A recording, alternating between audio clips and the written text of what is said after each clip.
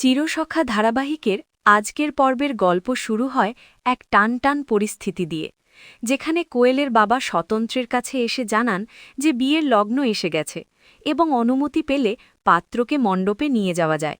স্বতন্ত্র সম্মতি দিলে বাবিল রাগ চেপে রাখতে না পেরে গটগট করে বিয়ের মণ্ডপে গিয়ে বসে পড়ে। ঠিক সেই সময় কমলিনীর পরিবারের সবাই, মিঠি, কৃষ্ণ, মা বাবা ও মামি বিয়েবাড়িতে পৌঁছালে কোয়েলের মা তাদের আপ্যায়ন করেন। তবে কমলিনীর বাবা স্পষ্ট করে বলে দেন যে এই বিয়েতে তাদের মন নেই, যা শুনে পরিস্থিতি আরও অস্বস্তিকর হয়ে ওঠে। কাকামণি বিয়েটার অনিচ্ছার কথা তুলতেই দুই পরিবারের মধ্যে কথার লড়াই শুরু হয়। পরিচয় পর্বে মিঠির স্পষ্টভাষী আচরণ সেই উত্তেজনাকে আরও বাড়িয়ে দেয়। এর মধ্যেই বিয়ের লগ্ন পেরিয়ে যেতে থাকায় কোয়েলের বন্ধুরা তাকে খুঁজতে শুরু করে, কিন্তু কোথাও কোয়েলের দেখা মেলে না। ফলে পুরো বিয়েবাড়িতে হঠাৎ করেই বিশৃঙ্খলা নেমে আসে।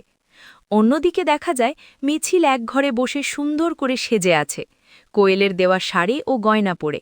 সেখানে কর্ষি এসে তার সঙ্গে কথা বললে বোঝা যায় কোয়েলের ইচ্ছেতেই মিছিল বিয়েতে এসেছে।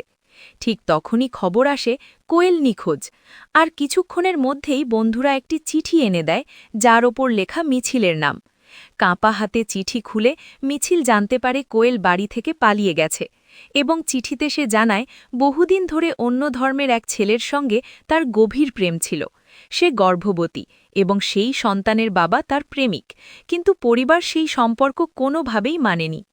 বাবিল যে মিছিলকে ভালোবাসে তা জেনেই কোয়েল ইচ্ছাকৃতভাবে বাবিলকে বিয়ের পাত্র হিসেবে বেছে নিয়েছিল, যাতে বিয়ের আয়োজনের সুযোগ নিয়ে সে সহজেই পালিয়ে যেতে পারে।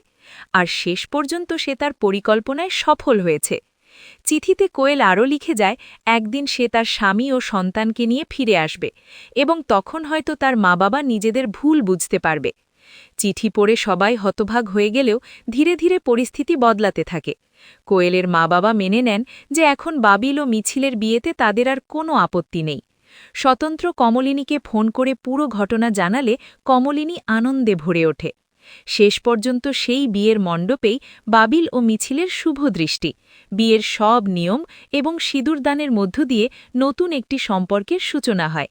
দীর্ঘ টানাপড়নের পর দুজনের মুখে হাসি ফোটে, এবং সেই হাসিতেই আনন্দে ভরে যায় পুরো বিয়েবাড়ি। তো বন্ধুরা, আজকের পর্বে আবারও প্রমাণ হল ভালোবাসা যদি সত্যি হয় তাকে কোনো নিয়ম বা বাধাই আটকে রাখতে পারে না। আগামী পর্বে কী হবে জানতে আমাদের সঙ্গেই থাকুন।